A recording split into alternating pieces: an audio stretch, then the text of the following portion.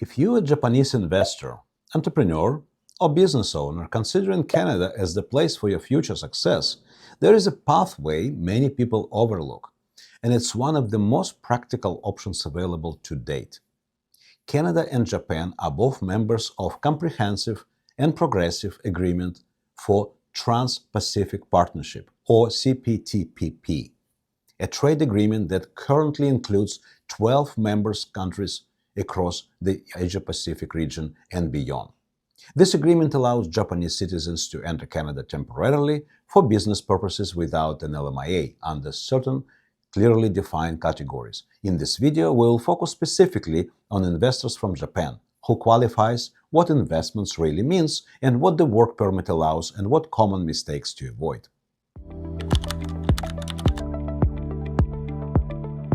The CPTPP is a free trade agreement between Canada and several Asian Pacific countries, including Japan.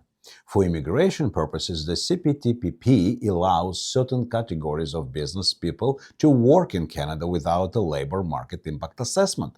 This is important because LMIA is time-consuming, LMIA approval is uncertain, LMIA is not designed for investors or entrepreneurs.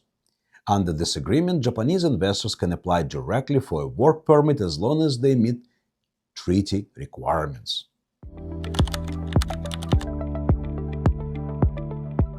Let's focus on the investor category, which is the most relevant for our Japanese business owners. Let's take our client, Mr. Masuda from Osaka. To qualify as a CPTPP investor, he must be a citizen of Japan. Check. Plan to establish or develop an investment in Canada? Check. Commit substantial capital? Check. Actively participate in the business as executive, a supervisor, or a person with essential skills? Check, as he is a successful game developer with proven track record. Warning: this is not a passive investment. Buying shares, staying abroad does not qualify. The investor must be actively involved in developing and operating the Canadian business. Canadian immigration law does not set a fixed minimum dollar amount. Instead, officers assess the nature of the business, the industry, the scale of operations, whether the investment is credible and proportional.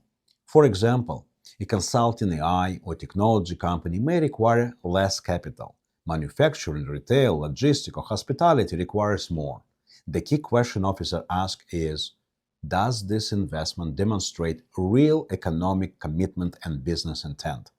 This is where proper structuring and immigration documentation matter.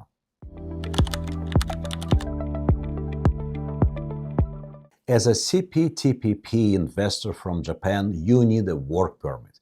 The work permit is LMIA-exempt, employer-specific, usually valid for up to 1 year. Extensions are possible if the business is active, the investment is progressing, the role remains essential. Before you apply, the Canadian company must submit a job offer through employment portal, pay the employer compliance fee, provide an offer of employment number.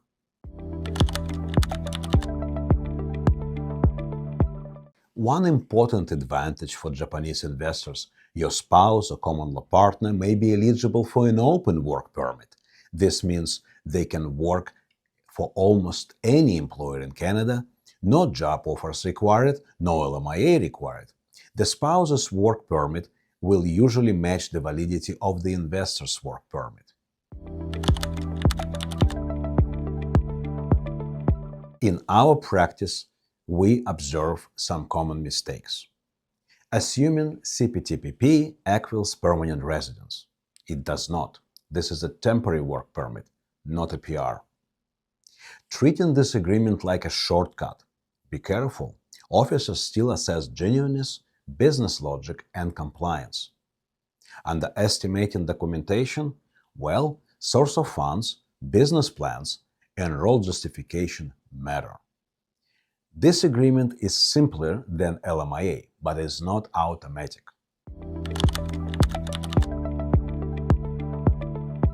While the work permit under CPTPP is temporary, it can allow you to enter Canada quickly, establish business operation, create Canadian work history, potentially support future pathways such as entrepreneur program, provincial nomination, or other federal options.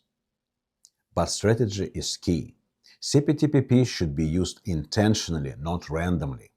For Japanese investors, the CPTPP offers a clearer, treaty-based pathway to work in Canada without an LMIA. But eligibility depends on the structure of the investment, the investor's role, the proper compliance from day one. At Anyvisa, we work with regulated, compliance-based strategies. We do not promise shortcuts or guaranteed outcomes. We help investors understand their real legal position before applying. If you're a Japanese investor considering Canada, start with clarity. Consultation is offered in description below. Of course, share it with someone you think may benefit from this message, like the video, and stay safe by staying informed.